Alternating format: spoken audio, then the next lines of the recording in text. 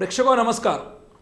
शिरूर लोकसभा मतदारसंघाच्या ज्या निवडणुकीकडे तुमचं सगळ्यांचं लक्ष लागलेलं आहे, या निवडणुकीमध्ये कोण उमेदवार असणार आहे? कारण महाविकास आघाडीचा उमेदवार निश्चित झालेला आहे आणि हा उमेदवार म्हणजे डॉक्टर अमोल कोल्हे, जे विद्यमान खासदार आहेत, जे महाविकास आघाडीचे उमेदवार असतील. परंतु महाविकास आघाडीच्या उमेदवाराच्या समोर महायुतीचा उमेदवार कोण असेल हा प्रश्न तुम्हा सर्वांना पडलेला होता. याबाबत मी आता तुमच्याशी बोलणार आहे. खरं तर महायुतीचा उमेदवार एकनाथ शिंदे गटाचे, एकनाथ शिंदे यांच्या शिवसेनेचे खासदार, माजी खासदार शिवाजीदादा आढळराव पाटील असतील, की अजितदादा गटाचे अर्थात राष्ट्रवादी काँग्रेसचे विलास लांडे असतील, की प्रदीपदादा कंद जे भारतीय जनता पार्टीचे आहेत त्यांना राष्ट्रवादी काँग्रेसमध्ये घेऊन त्यांना उमेदवारी देण्यात येईल, की भारतीय जनता पार्टी ही जागा घेऊन त्या ठिकाणी महेश लांडगेला उमेदवारी देणार. या सगळ्या गोष्टींकडे तुमचं लक्ष लागलेलं होतं. मात्र आता आपला आवाजच्या हातामध्ये जी विश्वसनीय माहिती आलेली आहे ती माहिती घेऊन मी तुमच्या समोर आलेलो आहे. खरं तर शिरूर लोकसभा मतदारसंघामध्ये कोणात लढत होईल याची आपण उत्सुकतेने वाट पाहत होतो आणि ही उत्सुकता आता संपणार आहे.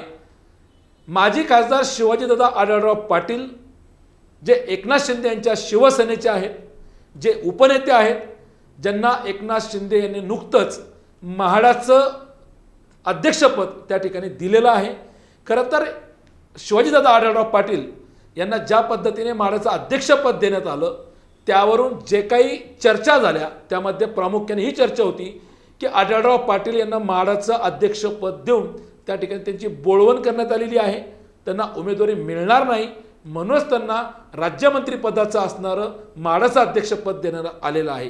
परंतु देण्यात आलेलं हे पद हे त्यांची बोळवण होती की त्यांना या शिरूर लोकसभा मतदारसंघातून त्यांची ताकद पक्षाला वाढवायची होती. या दोन गोष्टी खरं तर समोर आलेल्या आहे.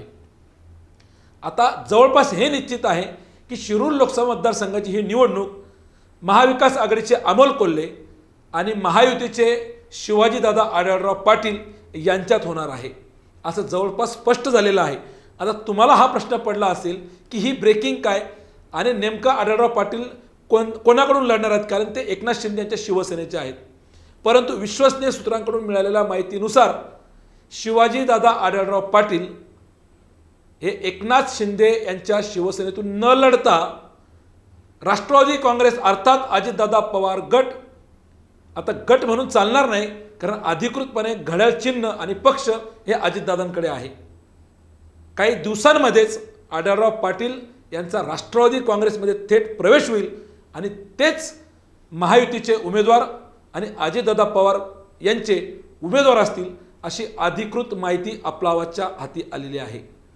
खरं तर होऊ घातलेल्या या लोकसभेच्या निवडणुकीमध्ये राज्यात असणाऱ्या 48 लोकसभा मतदारसंघापैकी शिरूर लोकसभा मतदारसंघाकडे अनेक राजकीय विश्लेषकांचं, अनेक राजकीय दिग्गजांचं, अनेक राजकीय पक्षांचं सातत्यानं लक्ष लागलेलं असतं. कारण या ठिकाणचे असणारे विद्यमान खासदार अमोल कोल्हे हे राष्ट्रवादी काँग्रेसमधून निवडून आले. मात्र ज्या पद्धतीने पक्षात दुफळी निर्माण झाली, राष्ट्रवादी काँग्रेसचे 2 पक्ष झाले, आज अखेर अमोल कोल्हे हे शरद पवार यांच्या असणाऱ्या राष्ट्रवादी काँग्रेसमध्ये आहे. त्यामुळे ते महाविकास आघाडीचे उमेदवार आहे. परंतु मागच्या काही दिवसांमध्ये अजितदादा पवार यांनी जे विधान केलं होतं की अमोल कोल्हे कशा पद्धतीने विजयी होता ते मी पाहतो, परंतु हा प्रश्न निर्माण झाला होता की अमोल कोल्हेंना जर पाडायचा असेल तर महायुतीचा उमेदवार कोण, तो प्रश्न अखेर निकाली निघणार आहे आणि ती अधिकृत माहिती तुमच्या समोर येणार आहे. खरं तर ज्या पद्धतीने म्हाडाचं अध्यक्षपद आढळराव पाटील यांना दिलं त्या पद्धतीने आढळराव पाटील ही निवडणूक लढणार नाही किंवा त्यांची बोळवण केल्या जाईल. त्यानंतर ज्यावेळेस अमोल कोल्हे यांनी विधान केलं की मला ही निवडणूक आढळराव पाटील यांच्या विरोधातच लढायला आवडेल, परंतु आढळराव पाटलांना अध्यक्षपद देऊन जवळपास आढळराव पाटील हे स्पर्धेतून बाहेर गेले असं विधान अमोल कोल्हे यांनी केलं होतं. परंतु आता ज्या अमोल कोल्हेंनी जे विधान केलं होतं त्यांच्या समोर त्यांना आढळराव सारखा तगडा उमेदवार पाहिजे होता, ज्याला ते आपले प्रतिस्पर्धी मानत होते.